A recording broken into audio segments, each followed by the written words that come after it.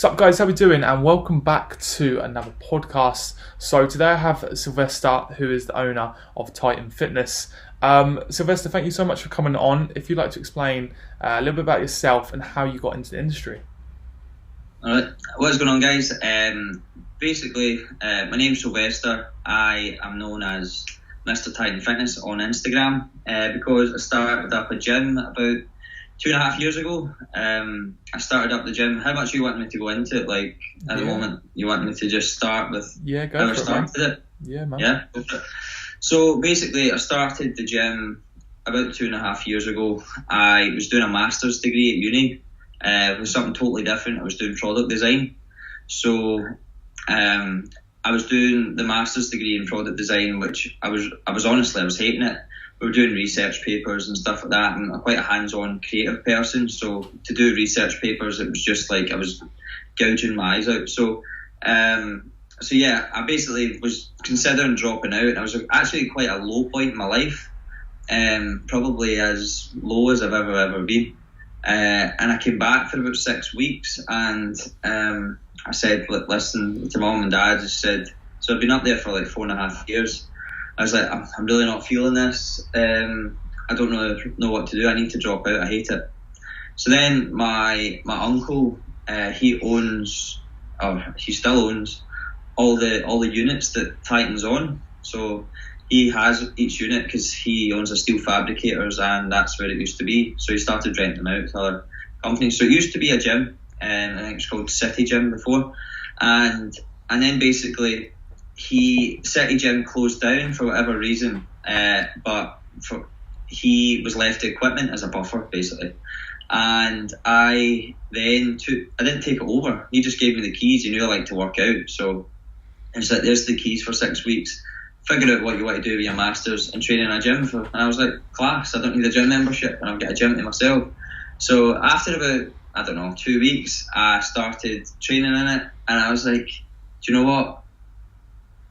I'm going to go for this. I'm going to just open a gym. I literally had no idea. I hadn't passed my personal training thing or anything. I had been training for years right enough, and I'd had a couple like amateur boxing fights and stuff like that, and I was in the gym 4, 5, 6, 7 days a week. I knew how to train, but I had no idea about business. So I kind of just went for it. And because I think it was at such a low point in my life, I said to mum and dad, and previously if I'd said to them that I'm going to do this, they'd be like, chase yourself, no chance. But the fact that I was at such a low point, I could see that this would probably make me happier. They were supportive behind it. So basically, I was up there, and I had some money saved up for a flat for when I finished uni, and then I basically just reinvested that into the business. So I needed some paint and a few bits of equipment. As I said, a lot of the equipment was already there, so basically I just sanded it down and got someone in-house to spray it the colours of the gym. Took a few months anyway, kind of blood, sweat and tears. I forget that part sometimes, now that I see where I'm at. But yeah, so basically then I opened it up. And in terms of a business plan, I had no idea. I literally had no idea what I was doing. So I opened the gym up, and I opened it as like a commercial gym. So then you look at pure gyms, all these budget gyms, and I've got nothing against them, but obviously they're going to beat me. They've got huge budgets, and they can charge whatever per membership. And if anything goes wrong, they've still got a buffer of 2,000-3,000 people. I was just trying to get my first member in the door, and then I was like, I need to change it. So about 6 months went by of like no one coming in the gym. I didn't take a wage. I didn't really know what I was doing. I did have clients. I'd take one-to-one, but that wasn't enough to cover my rent or anything like that. So then I gradually started getting personal trainers in to give me rent, and then they would leave, and I was like, something needs to change. So I basically just changed it then. As I started to get more clients and people started to tell their friends, I merged them into groups. And then when I merged them into groups, it almost became a class. So then I started doing classes, and then I started doing more classes, and then gradually more classes, and then it just kind of snowballed into kind of what it is today. And then yeah, so basically I don't want to ramble on too much about it, but that's how it started. And 2.5 years down the line, it's all kind of snowballed, and it's more like instead of a gym, I changed it from I don't have any members in my gym now. It runs in blocks, so it's like a program. It's like a progressive program for 10 to 12 weeks, and it might run a few times. It runs it every, like, you have like a week break, and then it just continues. But each program, you start off, I have like an enrollment day, a seminar, talk about nutrition. I'll consistently post on the private groups, keep people accountable, give them recipe books. They come in, we track their progress, we track the lifts, we track their progressive overload, all that sort of stuff. So it's more like a directed approach. I guess at the end of the day, if you were to join a budget gym, it's like if I bought you a car, but you don't know how to drive it. Like, how are you going to drive it? You can't. So it's the same sort of idea. Just because you join the gym doesn't mean you're going to get the result. So I guess we're kind of selling the result because you're giving them that tuition. So that's where it is. Yeah. That's interesting, man. And like I said, before we went on and recorded this, I didn't realise you were 25. The gym's been open 2.5 years. You know, you were 22 when you opened the gym, which is incredible. Let's go back to when it very first opened, and in that process of having that old gym to make into the gym that it is at the moment. How did you come up with like the name Titan Fitness? Like, where'd that come around? Like the colours and everything and like that. Was that just like a overnight? Okay, this is what it's going to be. Yes and no. Basically, obviously I done product design at uni, so I knew how to make logos. So like, my girlfriend, she's actually just opening up her own business of a nail salon. And like, I made her logo and stuff like that, and I love doing that sort of stuff. So that's one benefit I did get from going to uni, was the fact that I was able to implement the video editing stuff, the graphic design stuff, the kind of programming web stuff. Like, I'm good at tech, so the fact that I was able to combine that, which a lot of PTs don't have, and the industry we're in now is very, very content creation based. So if you don't have that, you kind of become silent. Like, no one really cares, and it's unfortunate if you're a really good trainer and you don't know what to do. But at the end of the day, it's just the industry we're in. So basically, I came up with it because I started trying to combine my name. So my name's Sylvester, but then I realised it's a terrible name to try and put into a gym. Unless I was going to call it like Rambo's Gym or like Rocky's Gym or something like that, but I thought it was too cliche. And I came up with something, and it ended up looking, it was like Sly. I called it Sly NX Fitness, and then I was like, nah, that looks like Slink's Fitness. Who wants to be Slinky? And I was just like, nah. So then there's this crane in Clydebank, which is, in hindsight now, it's still Glasgow, but it's the other end of Glasgow. So people get confused sometimes because it's called Titan. It's a Titan crane. It's not near the gym. Mm-hmm. So now I get a lot of calls from people. Oh yeah, are you in Finnieston? Are you in Clydebank? Whatever. And I'm like, no, I'm not. So in hindsight now, then that gets a wee bit of confusion. But basically, it just came about because there's this company called Spartan Protein. I quite like that kind of Spartan warrior type feel. So kind of Titan was. I looked up the definition of Titan and Google, and I quite like the ethos of it and all that sort of stuff. So that's basically how it came about. And the TF's just, at the end of the day, it's a TF. So and the front of it looked a wee bit like a warrior's helmet. But when I look at it now, I do have the patent for it for Europe, but there's a lot of similar ones, like even like Tyson Fury. There's a couple of others that look very similar. Even there's a new one that came out, and it's The Rock is in the Titan Games. That's just came out. And I'm like, I messaged The Rock, obviously didn't get a reply. I messaged him on Instagram, I was like, what are you stealing my logo for? But obviously no reply. It'd be even worse if it said scene, and then that's even worse. Yeah. So in terms of once the gym's opened, you touched on before, you started, it was a gym, and then obviously you worked towards the classes. So let's talk about the transition of, let's go back to the very first day or week. I know it's a long time ago now of opening the gym. How did it look then to, not necessarily how it looks now, but how did it progress over the first couple of years? So basically, when I first started, it was a case of, I had a personal trainer. I had clients from the get-go, family friends. See, starting up a business, they want to get fitter. So maybe I had 4 or 5 clients to start with, one of which being my mum and my aunt.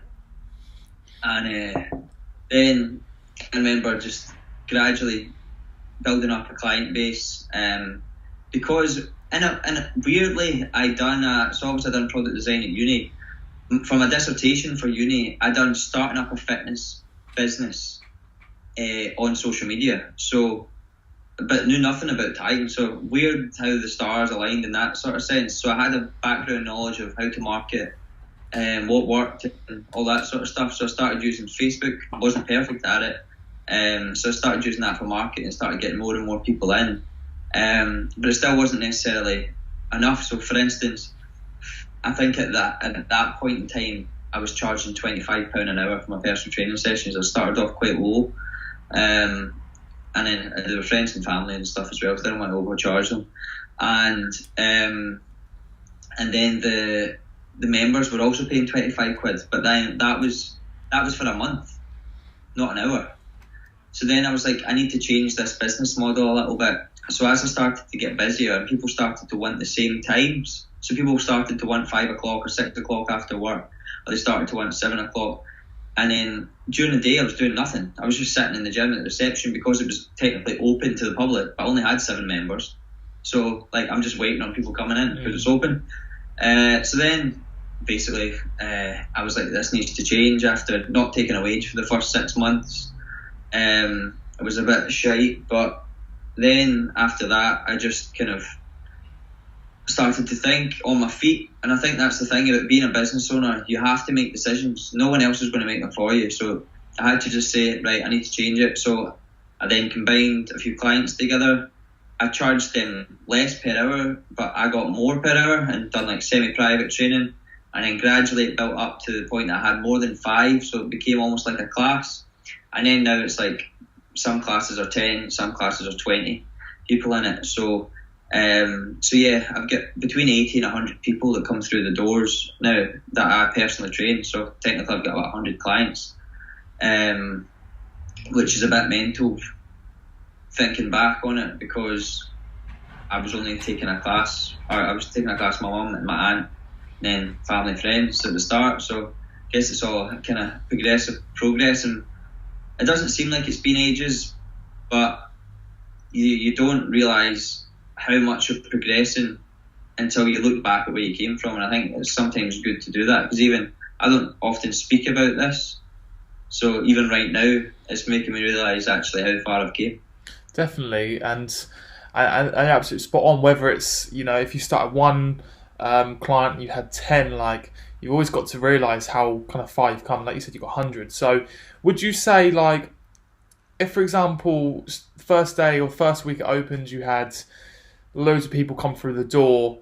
That's what I was expecting. I think. Do you reckon you'd be in the position you are now, and the kind of idea in terms of the group class and things like that?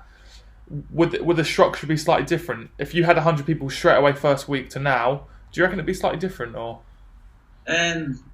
Yeah, it probably would, because the fact that I'm personally training 100 people. I'm not personal training them, but I'm speaking to them face to face about their diet. Whereas if I was just running a gym with 100 members, then it would be a case of, hi, let them do the workout, bye. I might have the odd chat with them, but they're not getting that closeness with you, and sometimes people need that. So technically, if they were to pay a membership of £25, they don't really, it doesn't matter to them if they don't go in a week. Whereas I notice if they don't come to the class, because they've got a set time. So if, say they miss a few classes, I will message them and be like, everything alright? Hope you're like, is there anything I can help with, sort of thing. And then that gives them that accountability, either come back or tell me what the issue is. So your gym's a lot more kind of personal, rather than the gym. Let's just charge £15. A gym membership, £15. You just come in, come out. Whereas your one's a lot more personal. It's kind of like more of a, I hate to say it, but more like an experience. Like it's a community, and people know exactly where they stand. Yeah, it definitely is. Like we've done like a night out and stuff like that, which was pretty successful. But yeah, so like once even past members and stuff came, it's funny because I used to, and it's only in recent, it's probably only in the last few months, I used to take it dead personally when people didn't re-sign up, because as if I'd done something wrong. But at the end of the day, some people lack motivation, and when you're dealing with the general population and the general public, people get into either whether it be a negative headspace, and there's only so much of that I can take on. I put out positivity every day to people, whether they choose to consume that and make it and help it, let it help them, then not in a bad way, but it's not my issue. I've done as much as I possibly can. So if I just make sure that when you leave, it's a process of you're more than welcome back any time. More often than not, if I've said that, they will be back the next block once their head gets sorted out a little bit. Because at the end of the day, this is all personal to the person. So they might have had a family member die or something like that, and why should I take that personally when the fact that they're going through something in their own life? And I'm there to listen if they need it, but at the end of the day, I'm not a counsellor either. So I think there's that crossover, and you'll know that yourself. And being a personal trainer, a lot of the time, clients become quite close to your clients, and they almost tell you too much because then you're giving advice, but should you really be giving that advice? You're not a psychologist or a person. You're a personal trainer. You're not a psychologist or like a person that can give that sort of professional advice. So yeah, the crossover is funny. I actually can't even remember the question. I'm just To be fair, I can't even. I can't remember. But what I was going to say, yeah, in terms of knowing too much and stuff, you always worry. Spot on. I agree with what you said. That if you say something, you always worry like, oh shit, like hang on, if they take that bit of advice and they apply it and something goes wrong, it will just go back down to the line. Hang on, that started with you, Nathan. Like you're the fault for it. Let's just touch on just marketing just for a second. So in terms of your marketing platforms, because we spoke about before, I think you're the first person on this podcast that has. Most people have a business of some kind, but you're the first person on the business that has a business in a building. So in terms of your marketing, how do you kind of market yourself, and what sort of platforms do you use? Do you use Instagram, Facebook, YouTube, podcasts? Yeah. The funny thing is, like, I am from a family that own businesses and know people that also own businesses. So obviously you seek advice off of them, and the kind of old-fashioned thing is like leaflet drops and trying to get in with people like locally. And yeah, there's a time and a place for that. But I knew in my head that social media was the place to be. And in terms of like, if I spend £600 on a Facebook ad, the amount of eyes that can see, even 2.5 years ago, is far different from now. Like the amount of ad spend that you need to actually spend. And I didn't even know what I was doing then. I was still getting sign-ups. So it was very, very powerful. And when I seen this at first, how powerful social media was, in particular at the time, Facebook, was when I spent about 50 quid in an ad and I got maybe 10 sign-ups.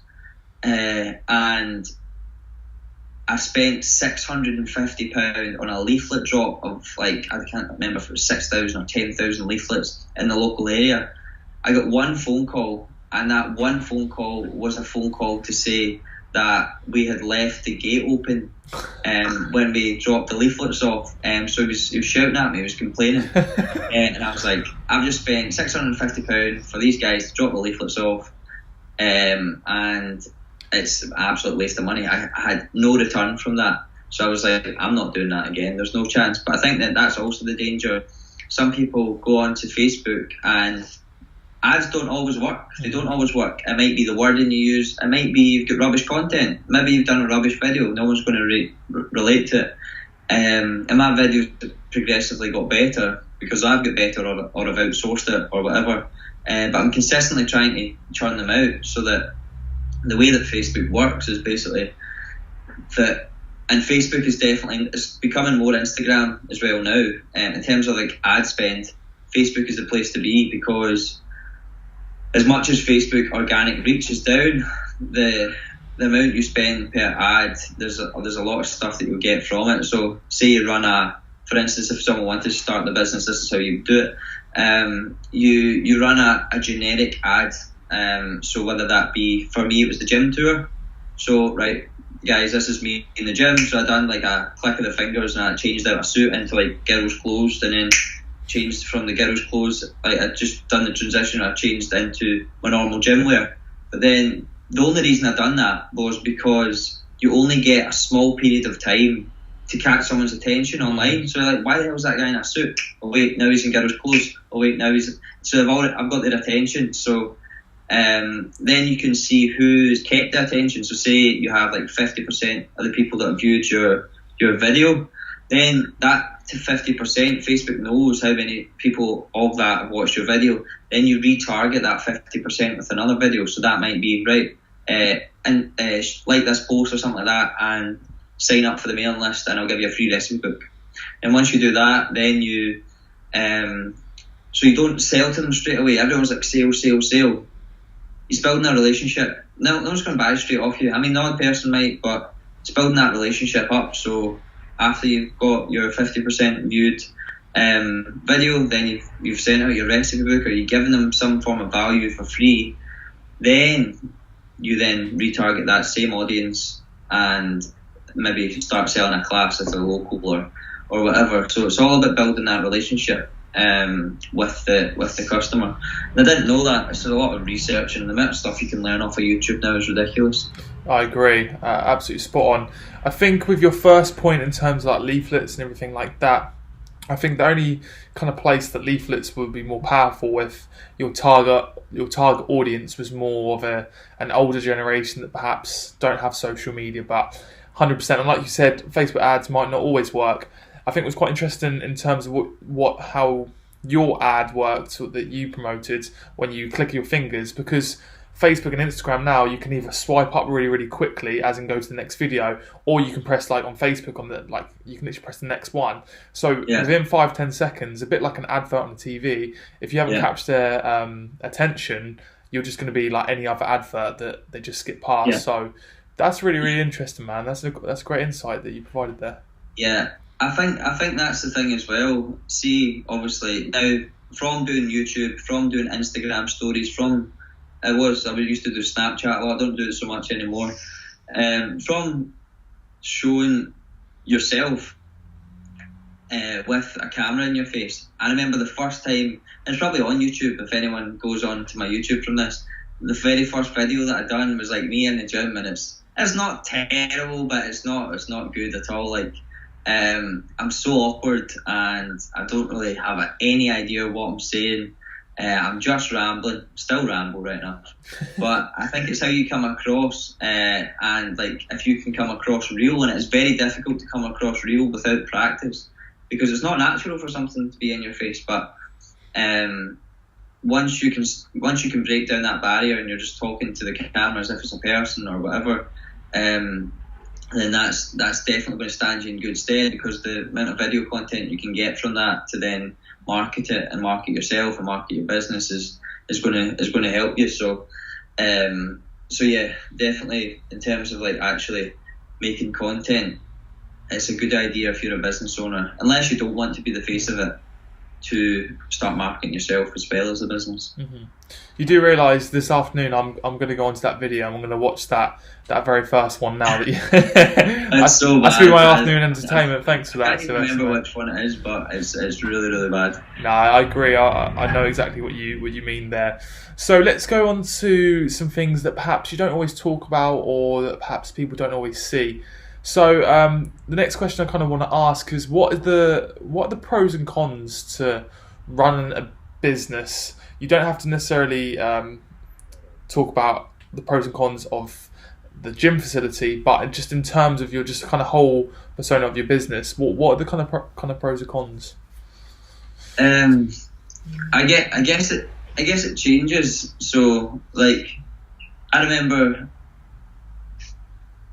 I used to get really annoyed at stuff that I couldn't change. Like, so like this would be a con, but it's also my mindset has made it a pro. Like, so the gym is now flooded twice, right? And no one's really seen that. I've just had to deal with it. The gym's flooded twice, and I've had to deal with it. I've still had to run the classes. I've had to like come down early in the morning when the alarms went off and all that sort of stuff that people don't really see.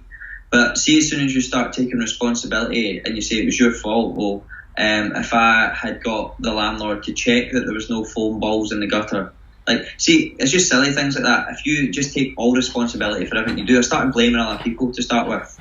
But as soon as you start taking responsibility, stuff starts to happen a lot easier and you get a lot happier. So it's just a case of like, when stuff happens, the fact that if you can take responsibility for your own actions, even if it's not your own actions but someone else's, people that come in the gym, when they leave, I'll kind of touch on this a bit. I don't want to name any names because it's happened that many times now, but likes of the personal trainers that have come in the gym, seen the success of it, they've not seen the cons of the business, as in up till 4 a.m. editing videos that you don't get paid for, all that sort of stuff they don't see, and they just see the success of it and the fact that I've now got 100 members and I had them taking classes for me and stuff.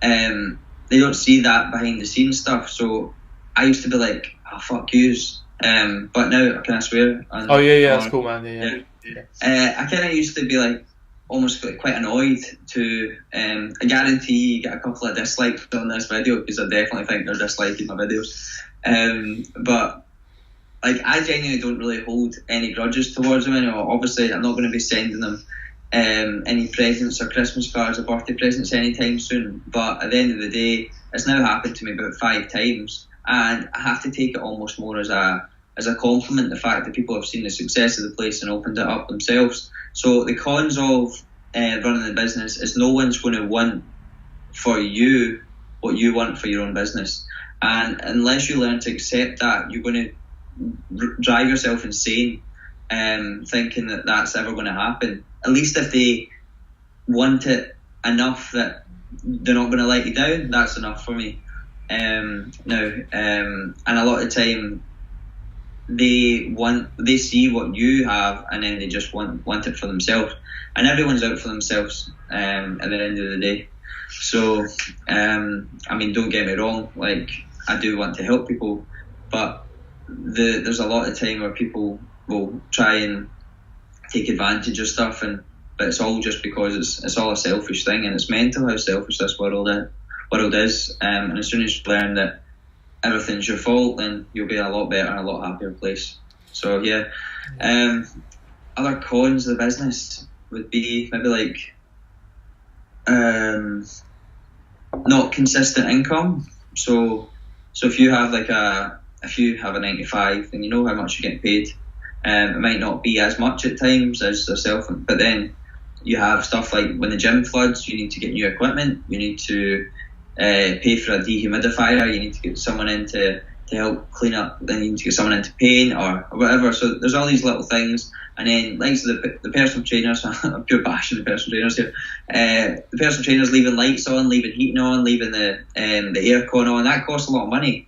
And there's some months that my electricity will double because of that, but they still pay the same rent. I have to pick up the pieces, so that's a con. At the end of the day, I chose this, so it's something I need to deal with. And that obviously then relates back to doing that, so to accepting responsibility. Other pros would obviously be the fact that no day is the same. There's 0 days that is the same. Yes, I will run the same classes, but like, so today I'm taking a podcast, Friday I'm making my own podcast, then tomorrow I've got like a bunch of stuff going on. I've got I guess it is merchandise for my second business getting delivered. Like, it's quite exciting. It's exciting stuff, whereas if you're stuck in front of a desk all day long, there's no chance I could do it, which has just made me think of the last con before I let you ask the next question. But yesterday, and I actually filmed this as part of, like, because I'm doing a documentary series type thing on my YouTube channel of like running a business, and yesterday I phoned about 45 people of like the 45 leads that I've either previously had or got through Instagram, Facebook marketing. And because I phoned them during the day, everyone's at work during the day. A lot of people work 9 to 5, so they don't answer the phone. So I think I got 2 sign-ups from that. So met people that hung up on me. Oh, who's this? Oh, where's that? And it does test your patience. But I don't enjoy that part of it. But it's part that I've had to accept that needs to be part of it in order for the business to run. And I might get to the stage where the system is quite fluid in the point that the business gets that big that I don't even really, other than marketing a little bit, I don't really need to phone up people and hard sell people, because I don't want to hard sell anything. I can tell straight away. I used to spend so much time with people on the phone. I can tell straight away if they're interested. If I don't get that inkling that they're interested, okay, feel free to call me back. I just don't spend the time with them, because it was getting frustrating for me to spend half an hour with someone who's going, I'll probably not sign up. Whereas I can now, from doing it 1,000 times, I can now tell straight away if someone's not interested. So then I'll just be like, right, okay, that's fine, best of luck. With that as well, I can imagine for yourself, if you've got quite a close kind of community and stuff, do you really want someone that you've kind of hard sell to get into your building, but then are a bit of a what's the terminology? What's the saying? Yeah, and just doesn't really kind of like, not so fit in, but like, yeah, just doesn't want to be there. It's like you don't want that. You want the right kind of person coming into your facility that wants to be there. It does actually. Like, I actually had someone in that affected the group dynamic so much that it turned people that had been with me previously almost against me. I've never really experienced anything like that before, and I did take that quite personally. But yeah, you don't want those types of people in. They're enemies of people, and you shouldn't be spending that amount of time on a person in a negative way. It shouldn't be that much effort. You should be spreading the fact that you need to be positive and all that sort of stuff. If someone brings in negativity, it just brings in more negativity and more negativity. Whereas if someone comes in, they need positivity and they can consume it, then great. But then if someone comes in so negative and almost like against what you're doing, then you don't want that in your gym. Regardless of the money that you might get off them, I'd rather them not be in. So I want it to be more like a privilege to be in the place than just to be in it for a block. Do you know what I mean? Mm-hmm. So the question I want to ask now is, what do people perhaps not see when running a business? So like for myself and anybody else, you have this fantastic facility, you run the classes, you own your own time. What does someone not see from you? Like, if you can summarize that in one kind of point. Yeah, I think probably it's the hours. It's the hours thing. So the hours that I do, say I do 4 hours in the morning and then I do 6 hours at night, 4 or 5 days a week, right? For anyone, that's a 10-hour day.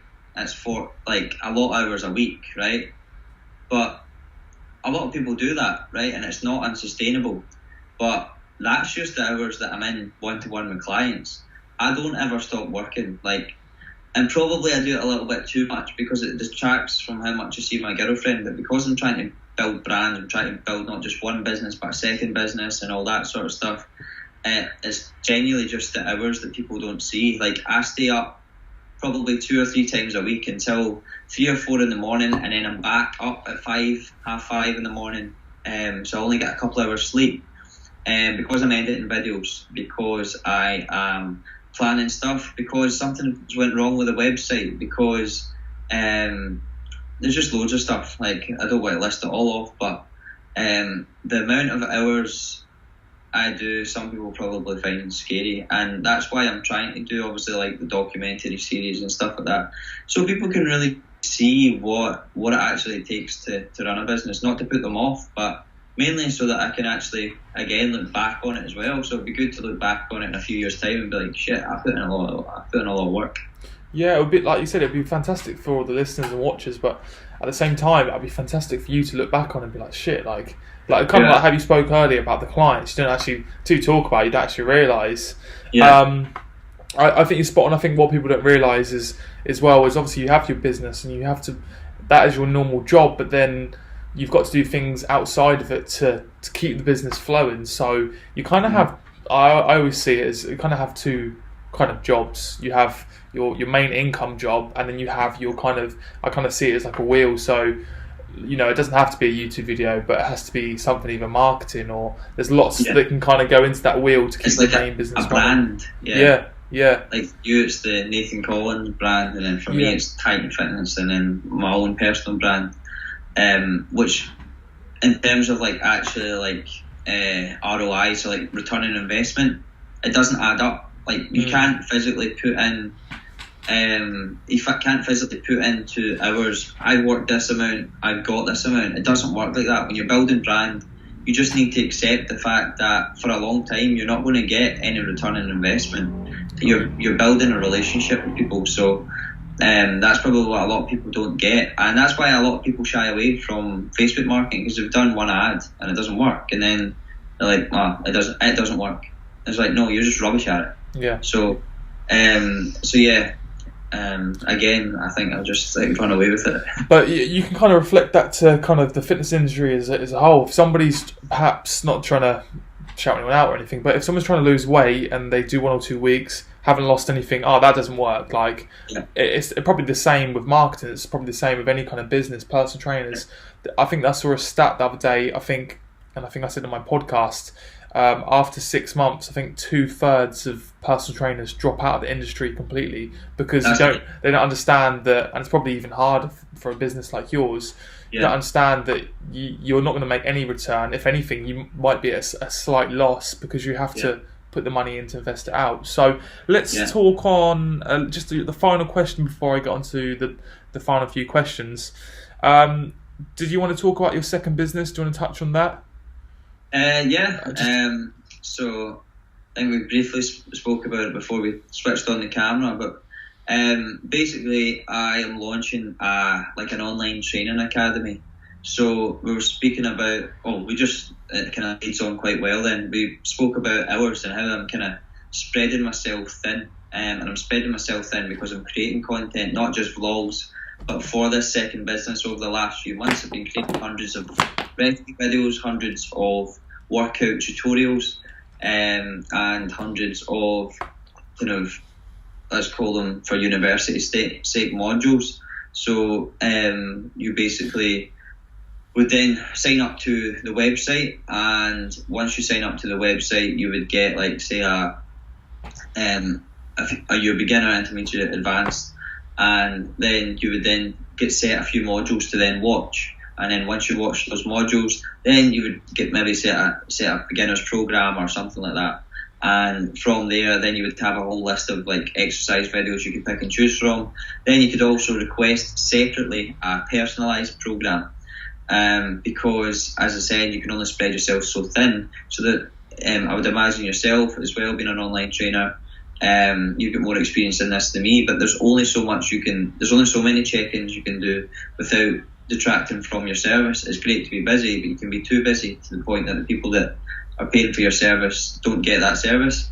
So it's trying to find that balance. So basically it means that if I have 5,000 membership sign-ups, it doesn't matter because I've got all the content there for them to view. If they want to, every so often I'll open up, if someone drops out, I'll open up something to then say, right, you can come in and get a personalised program, and it'll also almost make it more like a prestige type thing to get. But yeah, so basically it means that I can have a very scalable business without devaluing my own time.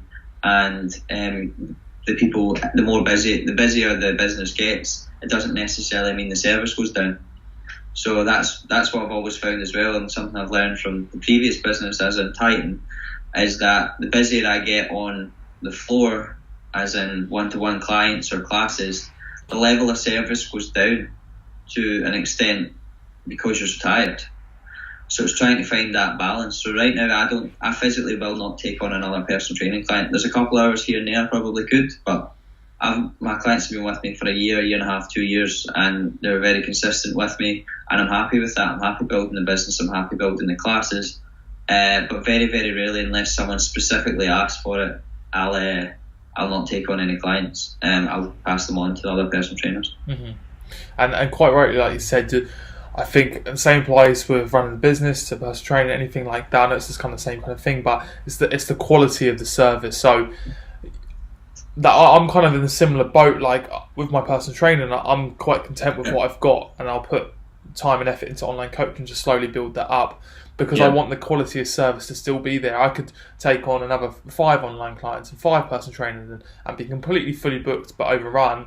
But then will my quality of service be there? But perhaps not so much. So we'll just talk about as well, I saw in your Instagram post from this second business, and you were talking about the importance of moving forwards.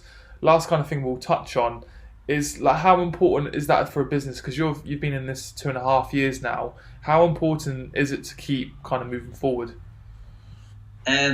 So basically, like, obviously, if you have a vision in your head, it's always good to obviously strive towards a vision. But imagine you meet that vision, right? So, for instance, the first vision for me would have been something like to fill the gym, to be at capacity, as in it can't take any more. And I'm not far away from that. In a few months' time, I'll be there. So, all going well, obviously. So you need to then think about, how do I scale? How do I expand? I mean, don't get me wrong. You don't want to just expand for the sake of it if you're not ready for it, because there's that danger of, are you happy doing what you're doing, and all that sort of side of things. But I've always seen myself doing online stuff. I'm good at creating content and stuff, and I really like doing that. So the fact that people would pay me for doing that, which I don't currently get, I just put out stuff for free, was very, it was a good thing. Because if, for instance, the gym floods and it's not easy to get back, it is good to have a business that's separate from it, that is a second revenue stream, and a second kind of thing that's not just all your eggs in one basket. Because I'd rather be juggling a few balls, and then at least if one of them drops, I've still got a few left. Whereas if I'm just got the one and that drops, I'm fucked, basically. So it's good to expand in that sort of sense, that you've not got all your eggs in one basket. But don't do it before you're ready. Yeah, there's a certain time, and like you said, you're almost at perhaps full capacity of your own gym. So it's okay. Well, what am I going to do next? Not as in like, oh fuck, like what am I going to do? It's kind of, it's just a natural kind of progressive increase. So cool. Yeah, I guess it's like the gym, isn't it? Like you hit, say you done 100 kilogram bench press, right? What's the next thing? Oh, maybe it's not bench. Maybe it's like, oh, I need to work on my squat or whatever. But it's always like trying to better yourself without reach. Sometimes people reach too high, to like their expectations are way too high for like the actual possibility of it. Great, have high expectations, but also know how valuable time is, and the fact that I think there's that kind of common misconception of these like 8-week shreds and stuff like that, which I agree with. Like I think they're great to keep people accountable, and I've got some great results off of people over like 12-week periods and stuff. But the actual what they don't see from someone going from this to this person is maybe lifted for 5 years, but they're probably 15 to 20% body fat, so they don't look all that like great or whatever, but they've actually got a fair amount of muscle being built up there. And then the fact that then they shred down and they get to maybe 12, 10, 8, whatever percent body fat, and then they look as if they've got a complete transformation in 12 weeks, when in actual fact they've probably lost muscle, they've just lost all the fat around it. And I think that was the case, because I've done a cut for 12 weeks and I got relatively lean. I was up at 16 stone. I've been lifting for it must be nearly 10 years, and I started when I was 15. Fair enough, doing all the wrong things, but people don't see that process that you went through originally. They just see the fact that, oh, that's that quick fix. There's no quick fix. Don't see the foundation that was put on in the first place. No, I agree. Yeah. So as always, I put on my Instagram story a couple of questions to be asked. So someone called Ben has asked, were there any times when you didn't think opening a gym would be possible? So basically kind of any doubts you had where you thought, not sure. Yeah, I mean, don't get me wrong, like at the start, I think now, no, I think I'm very confident in my own ability, and I think you have to have that. I have a vision, and it's just, for me, it's a matter of time for when it happens. And the weird thing is, and it's probably the first time I've said this on camera, the weird thing is, if I look at myself in 10 years' time, I don't have a gym, which is funny, because I don't see myself being 35 years old taking all these classes. I need to think in that sort of sense. It's like MMA fighters, like Conor McGregor's just retired. Like there's something you need to think of your level of happiness, your health, and that's why I'm seeing myself move into more of the online training sort of thing. I might own a gym, but I won't be running it. That's interesting. Sort of thing. So that's the. Again, I just forgot the fucking question. tell me the question again. The question was were there any times you didn't think opening the gym would be possible? So any slight doubt? Yeah. Well, obviously, when opening the gym, I knew it would be possible because I had obviously the backing from my parents, and my uncle owned or still does own the unit. So there was and it was a gym before. But there was never a time where I didn't think it would be possible, but there was times where, likes of what I spoke about earlier, where I didn't think it was going to work. And then from that point, you need to adapt, you need to make changes. It's like if you plateau in the gym, you need to adapt, you need to make changes. If you just accept it and sit back, then you're going to lose. Agreed, mate. So yeah. Final question from John. The most time-consuming part of your business. So again, we've kind of touched on this a little bit, but if you again had to narrow it down to one thing, what's the most time-consuming part?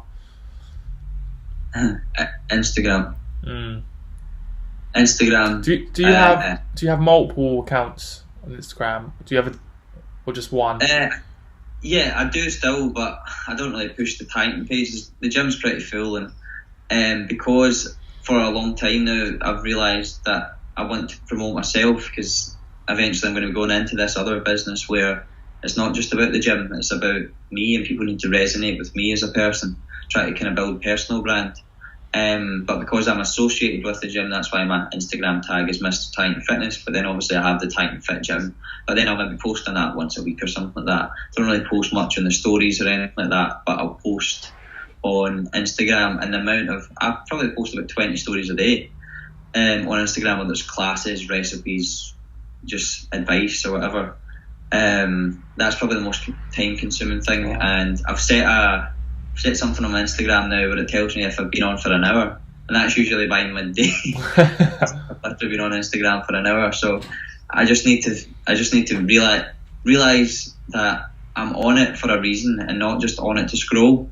So I've been trying to do that recently, where go on it to, whether it be engage with, like, so we obviously started talking to each other through Instagram, whether it be making kind of useful connections or kind of doing that sort of thing, or liking people's photos or whatever, or whether it be recently I've started, like, say there was like a restaurant around the corner from the gym, I would go into the people that I've interacted with there, things, start following them to see if they would be interested in my content. It's not just all about like follow and follow, it's just basically seeing who's locally maybe doesn't know about you, sort of thing.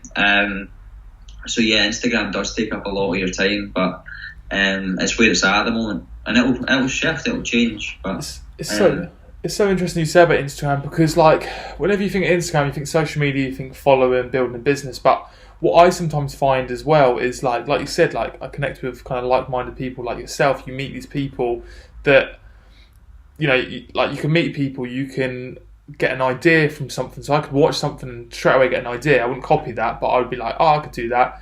Or, you know, there's so much on there. It's like a massive hub of information, I find. So it's not necessarily, I want to get to this amount of following. It's not like that at all. I don't know if it's the same for you, but it's like, for me as my business, it helps me because it gives me ideas. It lets me connect with like-minded people. Not for, of course I want to build my business and stuff, but that's not my prime idea. It's just, it just all connects it together. Because otherwise, if you don't enjoy the connections you get with people and that sort of thing, then all you're ever going to chase is the whole how many followers have I got side of things, and then that's where it then leads into buying followers and then buying likes and having this like fake life. And if there's one thing I do pride myself on is the realness, and people do comment, they message me and DM me on Instagram and stuff and say that I come across very myself. You can tell it's not an act. And probably because maybe sometimes too much, I give too much away, but I would rather that than everything be so filtered. Like everything is so filtered on Instagram. Like everyone wants to post their best photo and all that sort of stuff, but every single post I'll post on Instagram has a message behind it, unless it's maybe the odd photo of me and my girlfriend. The majority of the time I'll have a message from what I have to say. It's not, look at me, I benched 100 kilograms, or look at me, I done the 50s this week, or nah, like, people don't care. People want to get value from you. So every single post, it's hard to think of content sometimes, but every single post should really benefit the person that's interacting with you, and I guess that's how you build relationships. Agreed, dude. That's absolutely spot on. So just before we finish, if you'd like to plug your, Instagram, YouTube, because you like you said, just quickly touching, you got a YouTube series of like behind the scenes of the gym. So where can people find you? So everything's just under Mr. Titan Fitness. So Mr. Titan Fitness on YouTube, if you search that, and at Mr. Titan Fitness on Instagram, if you search that, you'll find it. And then I don't know what else. The other thing is the gym, as in Titan Fitness Glasgow. That's on Facebook. I'm gonna launch because of this second business, launch a Sylvester Sweeney account on Facebook, but I've not done that yet. I feel as if I've lost organic reach of getting people to like it now, so I'm like apprehensive of how to do it. But have you got a Facebook page? Yes, I have. Yeah. I tried doing Twitter. I started that about 3 or 4 weeks ago. I've not done Twitter much at all. Twitter for me, man, it just doesn't. I find like I don't enjoy it, but nah. I should really do it. Because what I did, I deleted my old Twitter account and then I got a new one. And then the thing is, with Instagram, you can link it, but then it doesn't actually put a picture on it; just puts the link on Twitter. So I'd have to then individually put the. But Facebook, I do, man. So anyway, dude. But thank you so much for coming on, mate. Really, really appreciate it. Pleasure. No, it's good. I need to get you on next time you're in. Because obviously we're starting up a podcast. Me and David. It'd be good to get you on. Yeah. Our podcast, but obviously our podcast isn't. Our podcast is in the gym. We've basically made it in a setting. So next time you're in Glasgow, you're more than welcome to come in, do a workout, show me how it's done. I'll take a 10-hour drive up there. I don't know how far it is from Essex. It's a distance, isn't it? Essex is quite north, is it not? Nah, Essex is down south. It's near London. I know it's down south. I just thought it was more because you get like Newcastle and. We were in Newcastle a couple of weeks ago. That took us less than 3 hours to drive there. Oh. I just thought Essex because it was quite. I don't know. I think the people are quite more. They get on better with Scottish people. Because that's the thing. Like, whereas Londoners, a lot of the time, I feel as if them in Scotland, Scottish people are very, very different. Yeah.